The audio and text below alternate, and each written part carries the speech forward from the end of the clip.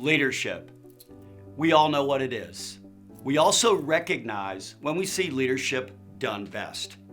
And we recognize when it's done poorly, less than best. Unfortunately, there are far too many examples of poor leadership in the world today and far too few examples of leadership done best, which is exactly why we created this program. The Supreme Leadership Series was inspired by the idea that leadership, it impacts all of us every day, one way or another. Parents, coaches, bosses, politicians. Let's face it, leaders either leave us better or worse. It's my personal life mission to leave others better than I found them. The mission at Supreme Lending is complementary, to serve others before self. Today, we continue our series on the topic of leadership with a guest who embodies leadership done best. He's also a lifelong student and teacher on the topic of leadership, an expert in both study and in practice. His leadership platform currently has him serving as the senior pastor for Piedmont Church in Marietta, Georgia. Additionally, he's the CEO of Must Ministries, the largest nonprofit in Cobb County, serving our neighbors in need with a vision of restoring lives one person, one community at a time, leaving everyone better. He also served as the CPO, Chief People Officer for Home Bank. During his tenure, he led Home Bank to 4 consecutive appearances on the Fortune 100 Best Places to Work in America, landing as high as number 14. He's written 4 books, including co-authoring a book with the famed Zig Ziglar. He's a lifetime friend of John Maxwell's, and he's also a certified John Maxwell coach. As I said, our guest, Dr. Reighard, is truly an expert in leadership. Although he is affectionately known to all as Dr. Ike, to me, he's known simply as the Resource. Since 1998, he's been a pastor and a leadership coach and accountability partner, a teammate, and my best friend. He's baptized me 3 times. He's married both of my children in my backyard. And when I face a challenge in my life, either personally or professionally, he is one of the first guys I call. Dr. Ike, welcome to the Supreme Leadership Series.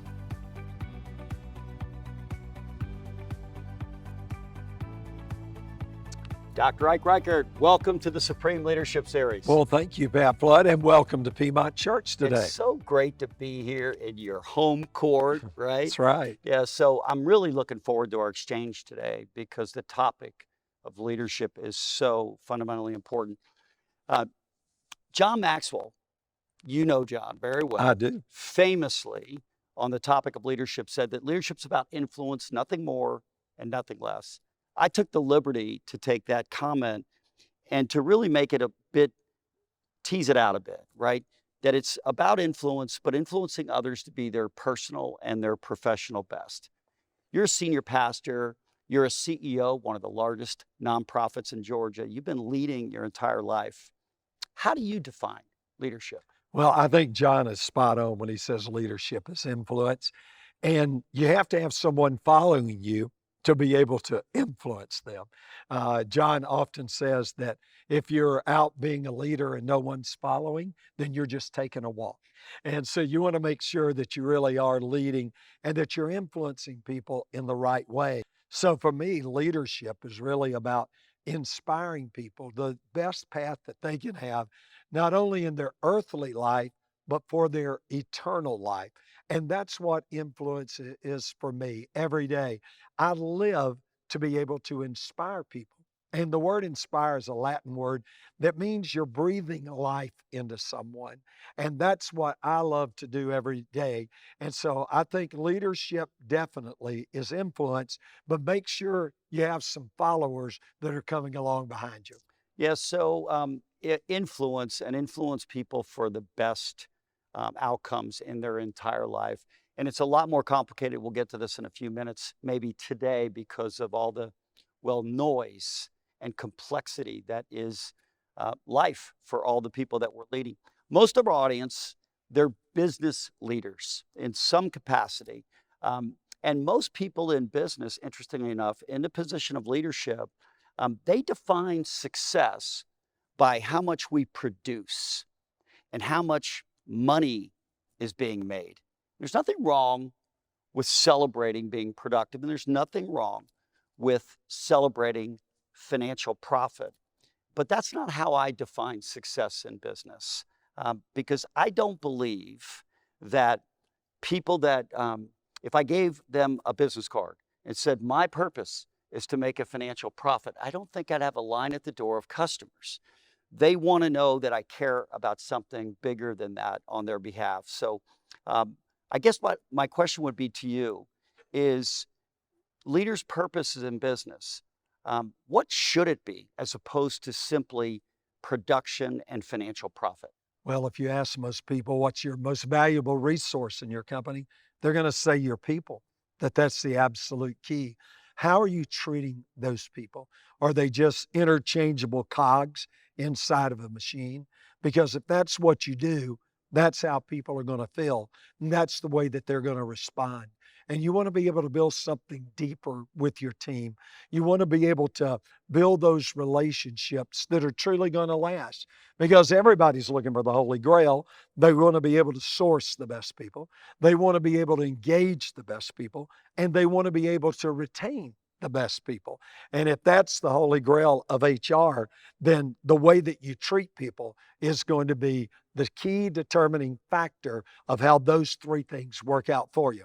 Well, life really isn't just about money. No. And most people make it that way when it comes to business. And when they show up, if you as a leader just make it about money and about financial profit, they're going to feel a certain amount of feeling really just the only reason they exist and are valued by you is because they make you money. It's also true that if they only feel that money matters, that maybe someday they can get more money someplace else. I've always felt like what I want to give to folks that show up is I want to give them clarity and a mindset about how to think about their entire life becoming better as a result of my voice, our voice as an organization affecting them. All right, let's move on there, Dr. Reich. Okay, sir. Let's talk about John Maxwell a little bit more. He's arguably the voice in our generation on the topic of leadership. He wrote probably the most famous book in the last 50 years on the topic of leadership. That is the 21 Irrefutable Laws, and he just released a new version of it, anniversary version. I discussed with John, because he's been on the program now, the leadership series 3 times, a few of the laws already, but I want to cover a few with you. And I'll remind our audience that you're a John Maxwell certified coach. I am. I was in the very first class that John ever did down in West Palm, and he invited a group of us to come down and to become certified coaches. And of course, it was an amazing event. Anytime you're with John, it's exciting. And to be able to attach your name to John's, if you're a speaker, is something that's very powerful. It's beneficial for Yeah, sure. you know, Zig Ziglar introduced us. So we started out with a great introduction. I bet. John was still doing tapes in his garage in those days. And now to see where God has brought him is such a blessing. I think I sometimes get as much joy out of seeing my friends do well as I could ever experience in my own personal life.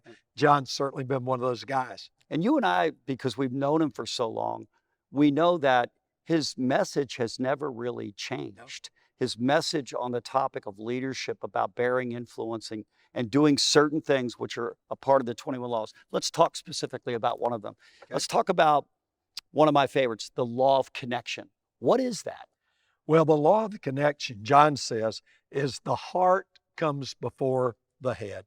And of course, what he's saying there is logic is only going to take people so far when you're trying to get them on board with your mission. And what you have to do is you have to be able to connect people's emotions.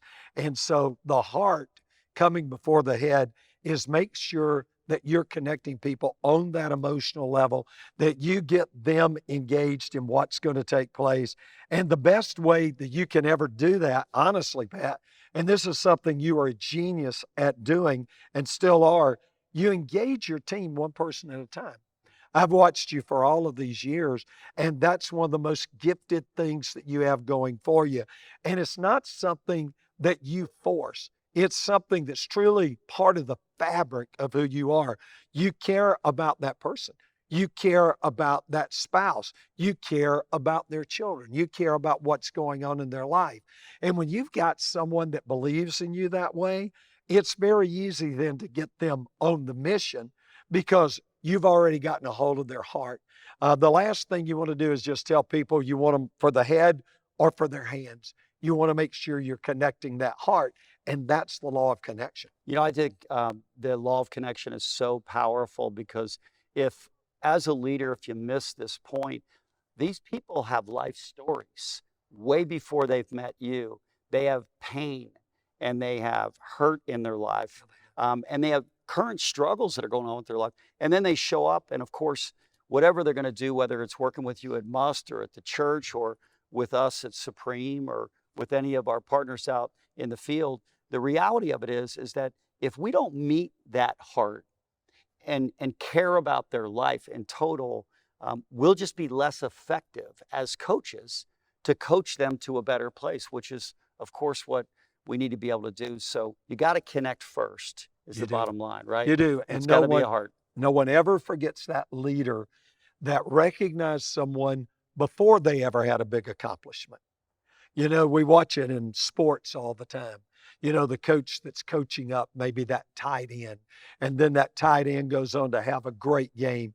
It's what you were doing beforehand that helped produce that great game. It's about emotions, not just the head. You brought up a tight end. Is that because of Brock Bowers? I mean, is that a That little would bit be of your exactly Georgia? who I've got in mind right now at this moment as a dyed-in-the-wool Go Dogs fan sitting here with a Roll Tide kind of man. Well, I don't know if he can be called a tight end anymore. I think he's just a running back or a tight end, or he's a wrecking ball is what he is. Sir. But anyway, go Dogs. Thank you. I said it. It's on tape. Okay. Let's talk about another law, the law of buy-in. You hear that all the time, especially when you're watching sports, but you hear it in business as well. Are they bought in? Right. We need to get people bought in. What is the law of buy-in, and why is it important for leaders to get people on the team bought in? I love being able to do this today because all I get to do is to quote John Maxwell. So, John says the law of the buy-in is people buy into the leader and then they buy into the vision. Because people who often approach this topic, they'll try to get people to buy into something rather than realizing that just producing a cause that you think is good enough, that people are going to automatically just buy in, that's not going to happen. That's not really how leadership works. What really works is that people don't buy into the worthy causes, but they buy into the worthy leaders who promote causes that they believe in. And when that begins to happen, you're able to transform an organization, you're able to transform a church, you're able to transform an athletic team, whatever it is, you can make all the difference in the world by getting people to buy in. And I think the greatest way in the world that you get people to buy in is that you're authentic, that you're never asking someone else on the team to do something that you're not willing to do yourself. And then you begin to build in the key factor, which is called trust. And Pat, you and I had the opportunity to work on the Great Places to Work. And we saw an organization achieve that goal 4 years in a row of being one of the 100 best places to work in America. And getting our team on board with that idea, helping them to be able to understand why it was going to be beneficial to everyone was the absolute key. And it starts always at the top. And it makes a difference if the people can trust the leader. So in the Great Places to Work, they called it the trust index. And they talked about 5 things, and I won't try to talk about those, but it's things like, do you believe in the organization that you're with? Are you creating camaraderie? Is there fairness? All of those things. But all 5 of them roll up together in the trust level.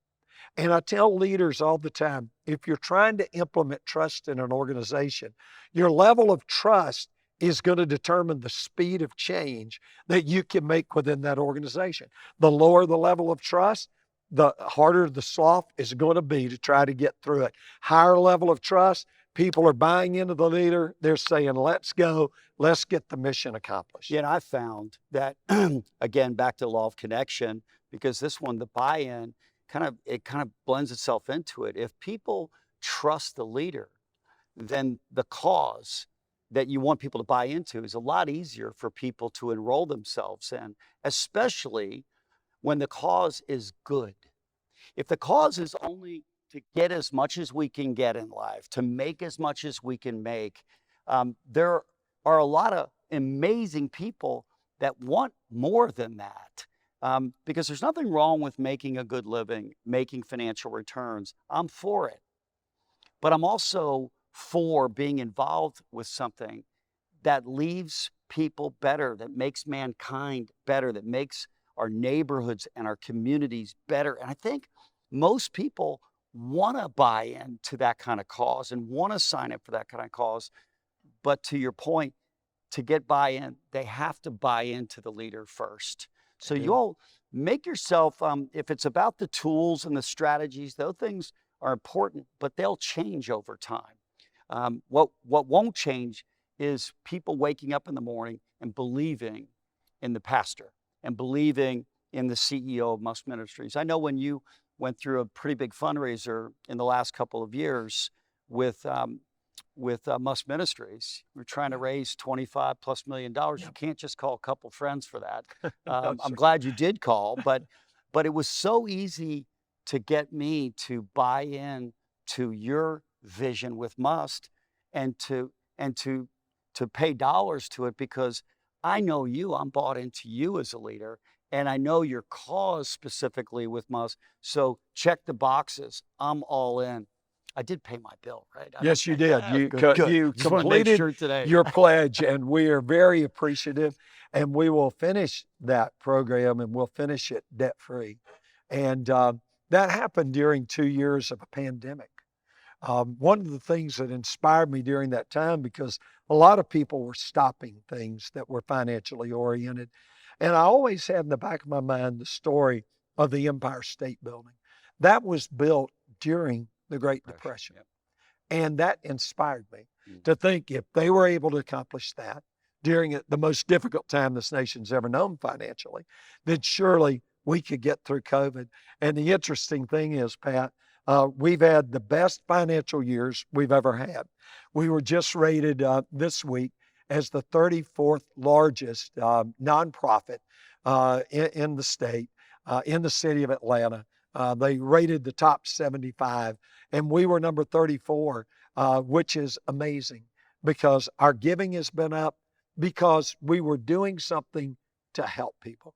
The key is, if you're a leader and you say we're going to make that difference, then when the crisis comes, you better be ready to step into the crisis and make that difference. You know, when you talk about buy-in and the story of Musk, really this church, and you've built, 2 other of the fastest growing churches in America at one given time, it's always the same thing. It is the buy-in and the leader. But you know what I find, Ike, is that whether it's in the mortgage banking industry, in the real estate industry, in the nonprofit industry, in the church industry, that people want to make a difference in the lives of other people. They want to know that they're making a contribution. And when they can get caught in that movement and they buy into the leader, now you got something special to work with. That organization's got a chance to actually do some extraordinary things, as you like to talk about. Yeah, they really do, Pat. And that brings in another law that John Maxwell talks about, and that's the law of sacrifice. Because nothing great has ever been achieved without sacrifice. John would tell you there is no success without sacrifice, and that every person who's achieved any success in life has had to make sacrifices along the way. I've watched you make sacrifices. I've watched you, put in some mighty long hours when you're one of the finest family guys that I know. and you would have loved to have been with the family. You would have loved to be doing things with them, but you knew that there were certain times that you were going to have to sacrifice. And so in that sacrifice for the leader, the heart of leadership is putting others ahead of yourself. And that's the sacrifice that you make. It's doing sometimes what's best for the team. And if all you're doing is pursuing leadership so that you can get that personal gain or so that you can get recognition, then you're really not a quality leader. A quality leader not only knows how to sacrifice, but they actually do it. They turn the words into actions for the team.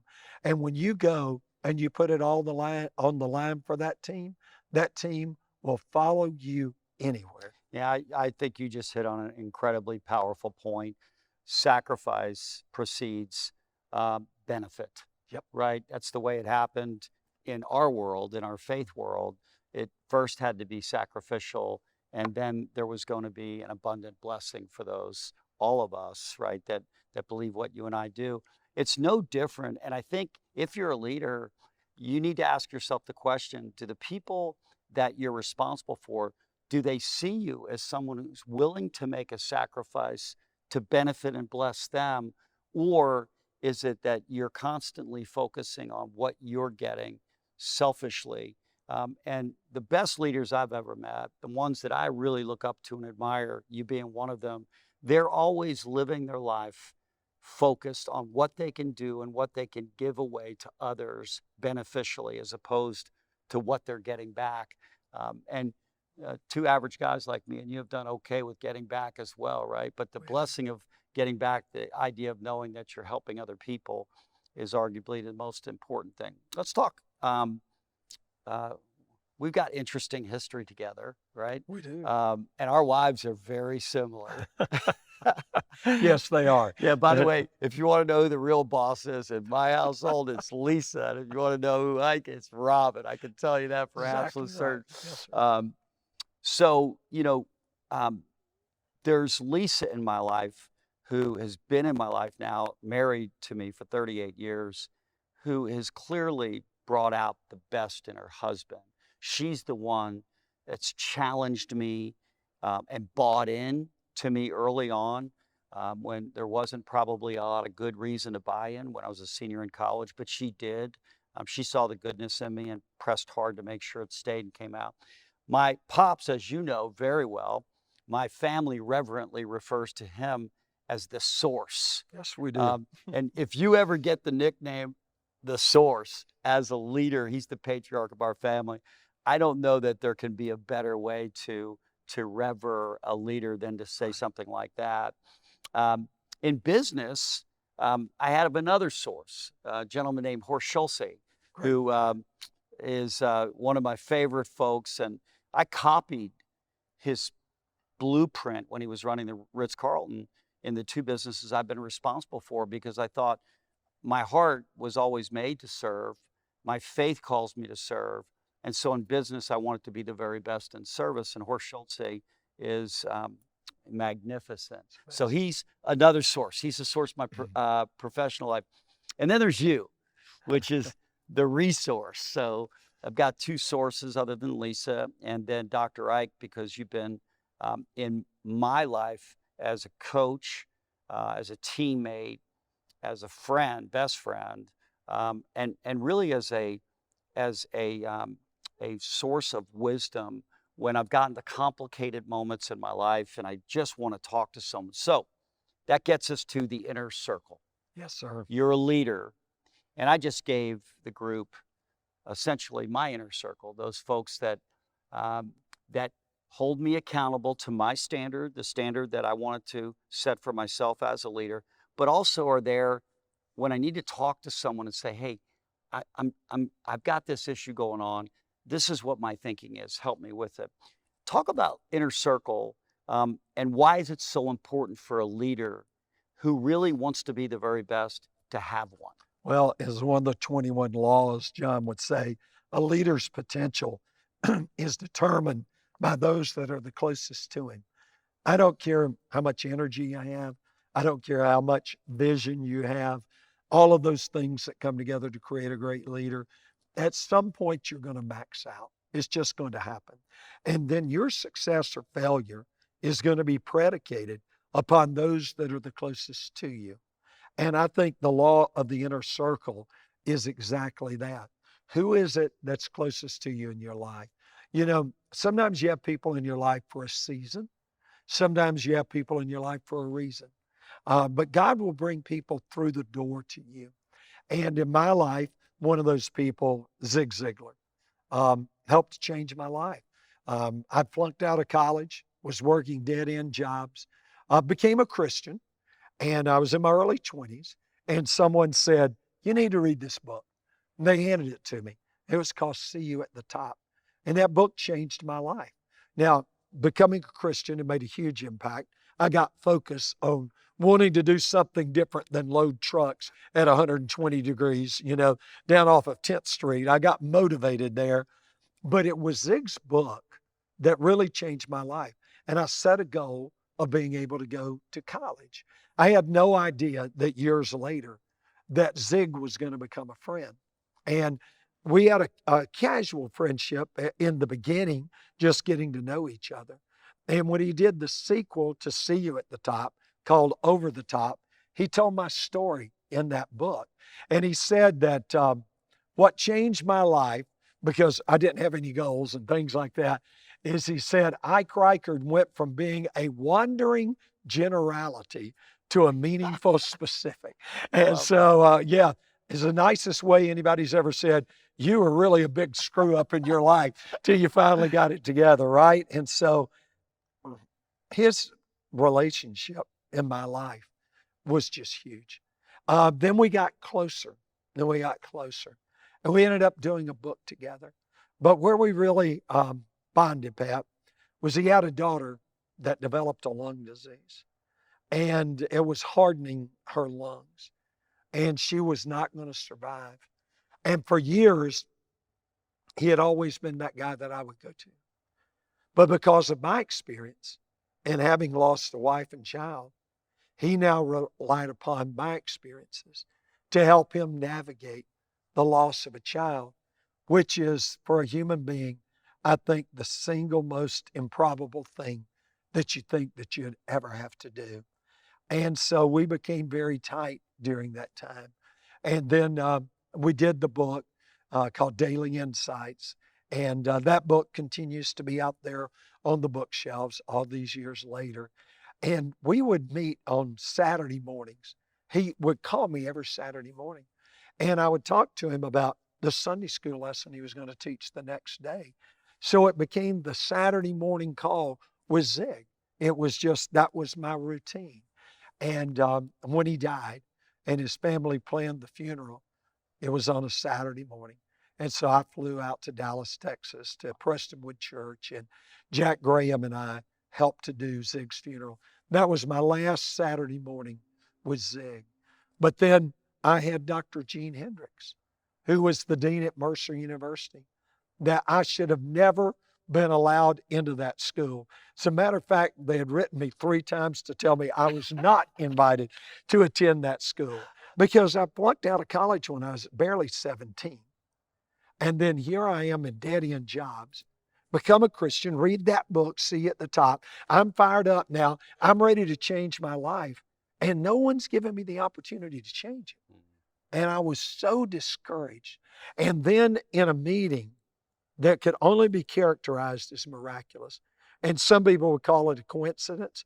I always say a coincidence is when God chooses to remain anonymous.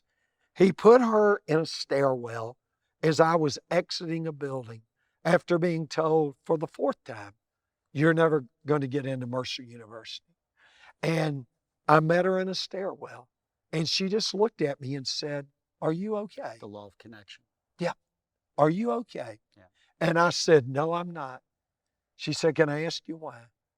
I said, because I want to go to school here and they won't let me. And she said, well, who are they? And there was a registrar, had his name tag on that said Randy. And I said, well, we'll start with Randy. I threw Randy under that bus as fast as you can imagine.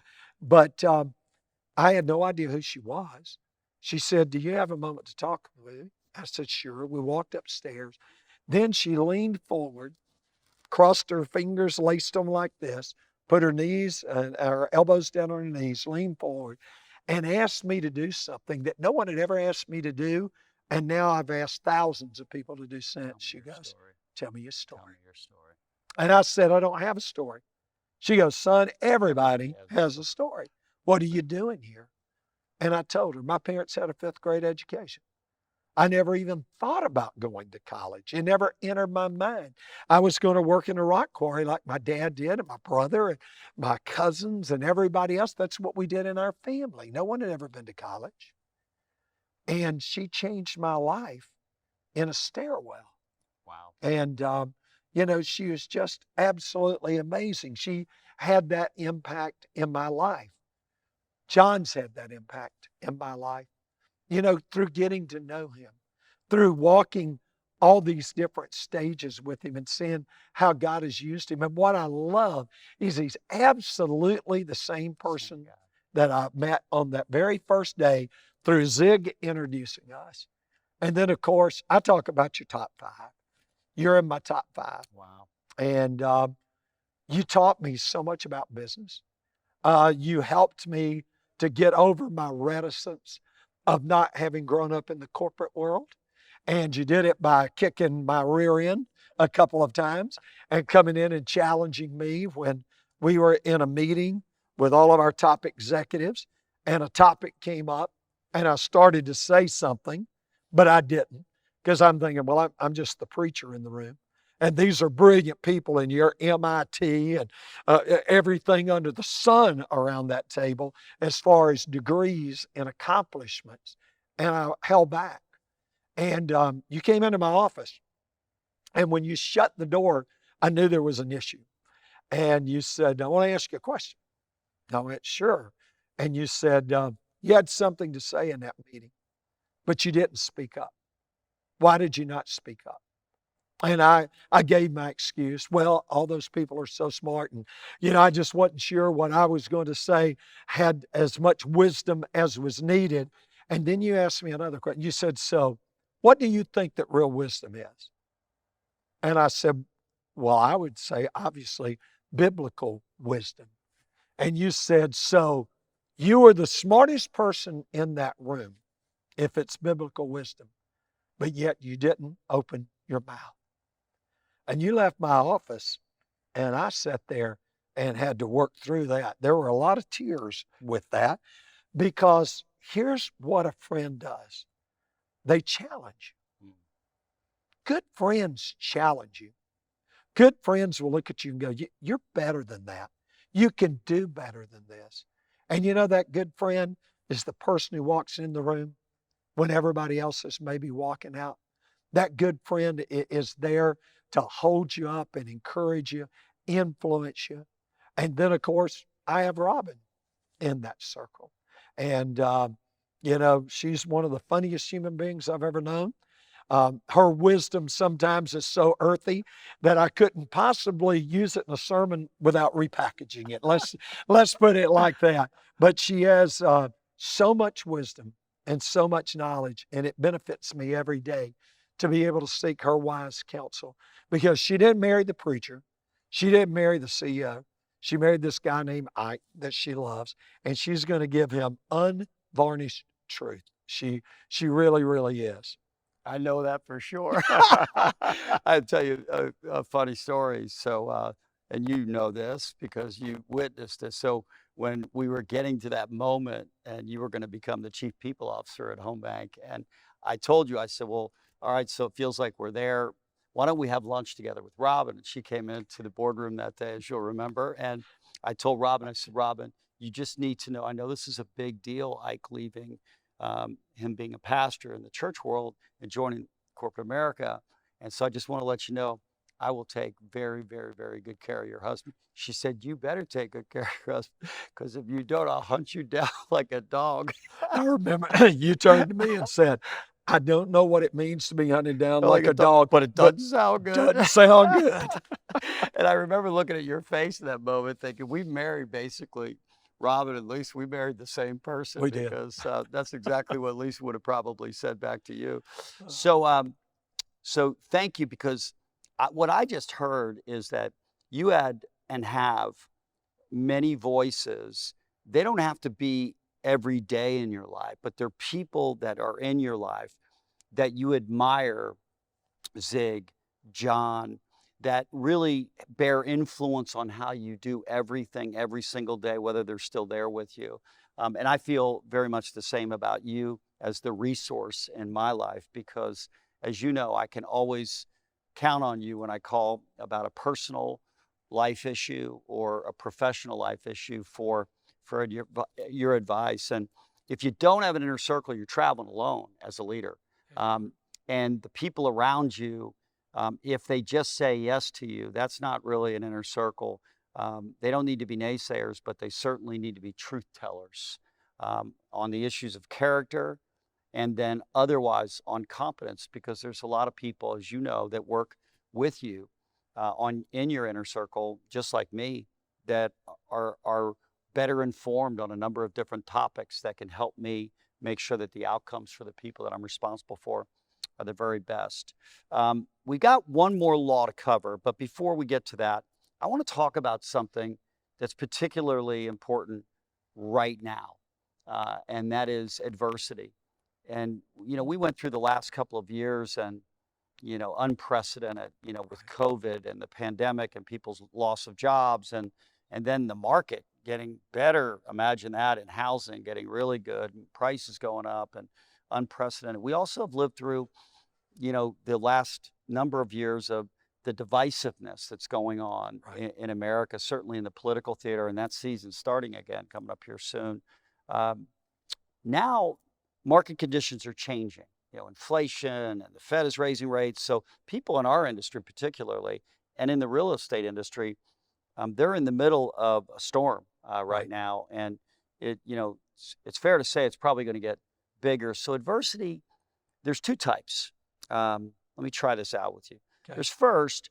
There's our unwise, or as I say, #DUMB choices that create adversity, consequences. The choices that you make when you go, oh my God, what was I thinking, right? So don't do that, okay? Because there's enough adversity otherwise in life. You don't need to create your own. The second kind of adversity is the adversity that takes place in our life that's out of our control, like the economic circumstances maybe that we're facing right now, or like a health issue or a relationship issue that you really have nothing to do with, but is gone sour for any number of reasons. So there's just adversity. What I find, Ike, as a leader, is that people that deal with adversity well, that don't pray it away, shoo it away, complain it away, but that embrace it and find a way to overcome it, they wind up climbing higher in life, becoming much better in life. Tell us a story about adversity in your life that you had to overcome, because I think when people see you dress great, you look great, you communicate great, you have a seemingly perfect life. But then it's just like everyone else's life, isn't it? You've had adversity. Sure. Absolutely. Tell us a story, if you would. On March the 1st, 1983, my wife, Cindy, and I were getting ready to have our first child. A lot of people remember where they were because the night before was the last episode of MASH. And so it was a big deal. Everybody was going to watch that last episode. And so back in those days, the nurses let me stay, and we watched that last episode. And then they would make you leave the hospital. And so I left the hospital, went home to Fayetteville, Georgia, got up very early the next morning. And while I was getting ready to walk out the door, I got a call from my wife, said, you need to get on up here. Things are beginning to move. We were thinking maybe they were going to have to induce labor, but it started on its own. And so I jumped in the car and started driving there. It was a beautiful morning, crystal clear skies. And there's a little park just down the street from Piedmont. And I remember pulling in there for a moment and just looking at the sunrise and just thanking God that this is going to be the day that I got to be a dad. Because Cindy and I have been married for nearly 11 years. And when we finally found out that we were going to get to have a child, you know, we didn't have the money to do in vitro and a lot of those things that were just beginning to come around in those days. I was a pastor of a country church. And so I drive on to the hospital. I go back to labor and delivery, and everything is going perfectly that day. I mean, just perfectly. And I'm back there with Cindy. I'm gowned up and everything, and everything is going swell all through the day. And then around 4:30 in the afternoon, an anesthesiologist came in the room, and he gave Cindy what's called an epidural. And after he gave the epidural, in a couple of moments, Cindy goes like, "Whew, I really feel better." And the epidural was beginning to take effect. And a nurse came into the room about that same moment and checked her and said, "Well, we're going to have a baby in the next couple of hours." And so we were thrilled. The nurse left the room. I said, "Let's pray together," because we were so excited. First child. So we prayed together. When I finished praying with her, I remember it so vividly. I kissed her 7 times. Last time I kissed her was right on the lips. And she had this little pink bunny rabbit. She was pulling for a little girl. And so she's got that little pink bunny rabbit up on her tummy. And she looks at me for the first time that day. She goes, "Go out in the waiting room and tell everyone how I'm doing." And I went, "Are you sure?" Because ever since early that morning at sunrise, I've been right there in the room with her. She goes, "Yeah, go tell everybody I'm doing great." So I go out in the waiting room and I tell everyone I have a baby within the next couple of hours. And of course, everybody's excited. The parents are there, friends are there. And so I turn around, I leave the waiting room. I'm going back to labor and delivery. There was this hallway. It had 2 sets of double doors, you know, maybe about 30 feet down the hallway was the second set of double doors. And right after I pushed through that first set of double doors, Pat, I hear this disembodied voice on an intercom, very flat monotone, just simply said, "Ward 100 to labor and delivery." And I don't know how I knew, but I knew in that instance that my wife was dying or was dead. Oh my goodness. I could sit with you for the next 100 years and never be able to. It was literally like cold water was poured over the top of my head, all down. No reason to think that. I started sprinting toward that second set of double doors. And as I went through, there was a nurse's station kind of in the round. And I looked across to where Cindy's room was, and there was a nurse that had ran up in the doorway, and she was shouting and she was saying, "Oh my God, hurry up and get somebody here. I don't know what's wrong." I ran around that desk, ran into the room. The nurse had gone back to try to help Cindy. And Cindy was in the middle then of what we later came to realize was cardiac arrest brought on by this amniotic embolism. They say it happens maybe in 1.5 million births, but now it had happened to us. And I can remember standing there, and all of a sudden, there's just people coming from everywhere.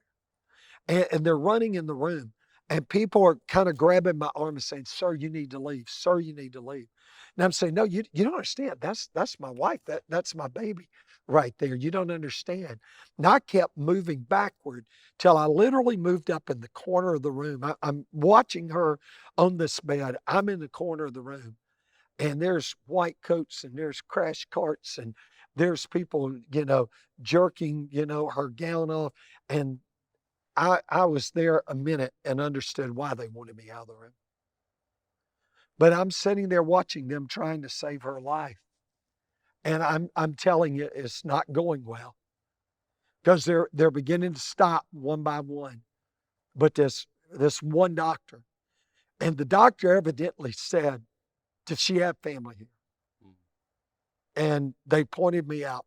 I can remember as he turned to see me, his fingers folded down, index finger was out, thumb was up, and he points at me and he goes, "Son, do we save your wife or do we save the baby?" My goodness. Something you never think you'll ever be faced with. You never, ever think that someone's going to ask you that question. Make that choice. They kept trying. the defibrillators they couldn't use anymore. And he was continuing to pound them with an open fist. And I said, sir, would you stop beating on her? She's not here. And the whole room was just quiet. And he said, yes, sir, I will. And that day at Piedmont Hospital in Atlanta, I lost my wife. I lost my child. I didn't think I would ever smile again. I didn't think I would ever laugh again. I sure as heck said I'll never get married again. I'll never risk something like this. And that entered me into that season that How old was the were you? most difficult season. 32. Just bought our first house. Going to be our baby. The only room completed in the house decorated was the nursery. And now you're looking at this. But Pat, I learned so many things during that time. What'd you learn, like? Adversity is God's way of preparing you to help other people. Just this past week, I met with a pastor here in this community. His wife had in her early 50s, a sudden diabetic episode while she was in their swimming pool. And he had just gone in to put their grandson down to sleep and to grab a shower, and then they were going to replace. And she drowned in the pool. I'm sitting with him 2 days before he's got to go to that funeral. And I'm sharing with him where I've been. I couldn't have done that if I had not had the experience. I learned, even though darkness is all around you, darkness does not have to get inside of you.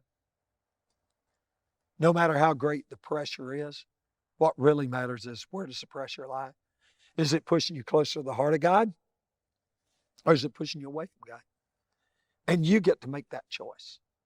You know, you get to choose in that situation. And then also, I learned a troubled faith is better than no faith at all. And troubled, handled rightly, honors God.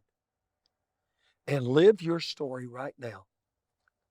In the crisis, live your story right now the way you want to be able to tell that story later without having to change one thing. You know, I've always listened to you tell me, as one of my inner circle, that it's a lot easier to tell your story than it is to live your story.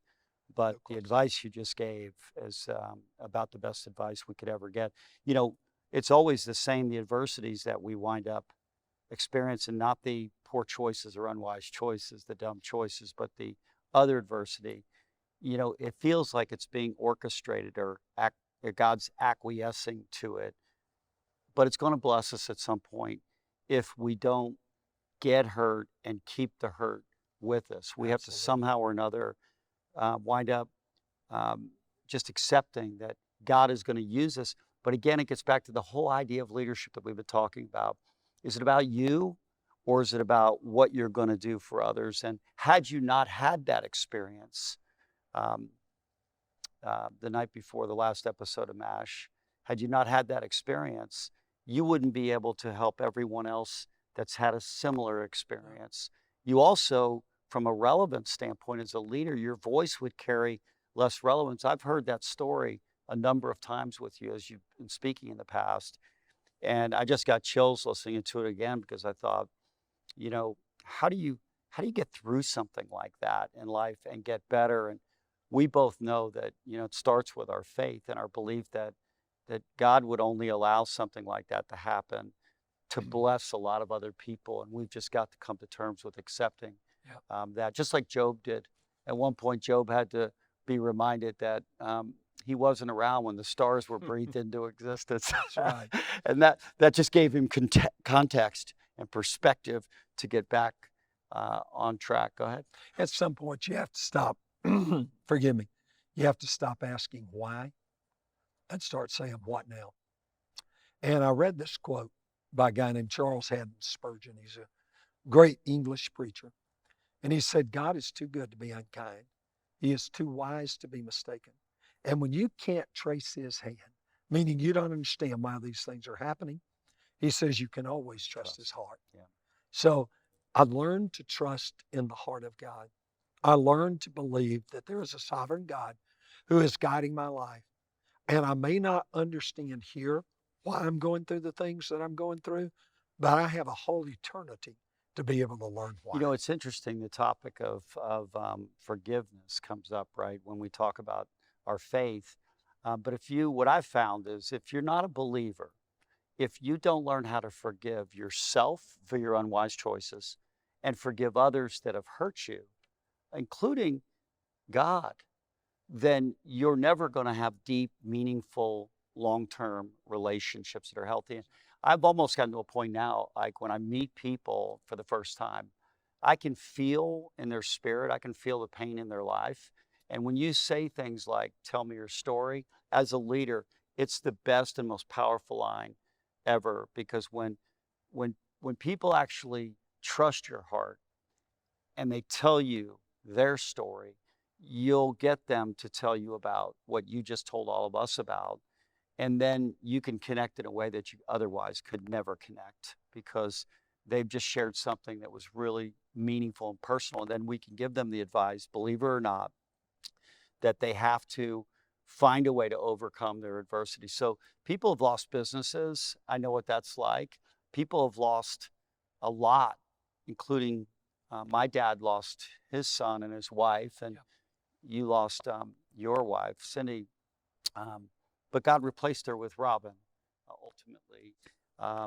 And God replaced my mom with Mama Flood. And it was a beautiful thing. Last thing, because I guess we should finish AD, right? Because we're both kind of in that language. Yes. But, after you're done, because the final law is the law of legacy as a leader, right? So that's law number 21. So what do you want your legacy to be? I always think about that the people who knew me best loved me the most. Wow. They knew me at the deepest level and could go. He was the same guy on a platform in the church. He was the same guy in the corporate world. He was the same guy running a nonprofit. He was just that same guy. And for me, success is doing the very best I can, every chance I get, with what I have. Don't compare myself to other people. And to do it for a purpose that's greater than I am, and it's going to outlive me. You know, your That's the legacy that you just described had nothing to do with numbers, had nothing to do with how big the church ultimately that you started became, how many dollars that you actually raised. And I think we get caught up in business and keeping score as leaders on all the wrong measurements. It's not that they don't matter, they do. But what matters most is what you just said, that the people who know you, your church family, your Must family, Home Bank family when we were together, they always saw you as someone that was there for them, to bless them in any way that you possibly could, as you said, with your own gifts. And I want my legacy to be what my mission is as a human being and as a leader every day, which is to leave other people that I cross paths with better than I found them. And I say that humbly because I'm not always successful at doing it, but it's my intention every single day. And when you're intentional and convicted about something that's beneficial for others, you'll ultimately create a trail of success because it's your motive and your conviction to do so. So I'm grateful. You look great, 166 pounds. You dress great. Love the bling you got going on. Thanks, so man. Yeah. We need to have granddaughters and daughters. And daughters, right. They shop well for you. We need to keep you around as long as possible because I need my resource. The source says hello. I told him on the way here That's today that we were going to catch up. But thank you. Thank you for your time today. Thank you for your friendship. Thank you for being in my inner circle. And thank you today for helping us, all of us that are in the position of leaders, understand a little bit better how we can do it best. Thanks. Thank you, sir. Love you. See you, brother.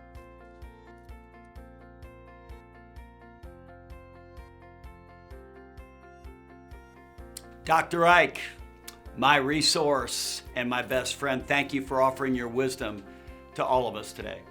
I hope and pray that he's been a fraction of a resource for you today, that Dr. Ike has been in my life for the last 25 years. Folks, we're almost there. Just one more session to go. Next month, we're joined once again by John Maxwell for the final installment of the Supreme Leadership Series 2022. John will be tying together the whole series with a special wrap-up on the stakes of leadership, especially during times of uncertainty, and I think today qualifies. Join us for the final installment of the Supreme Leadership Series on November 7th at 2 p.m. as John Maxwell and I discuss how everything rises and falls on leadership. Best is waiting. Meet you there.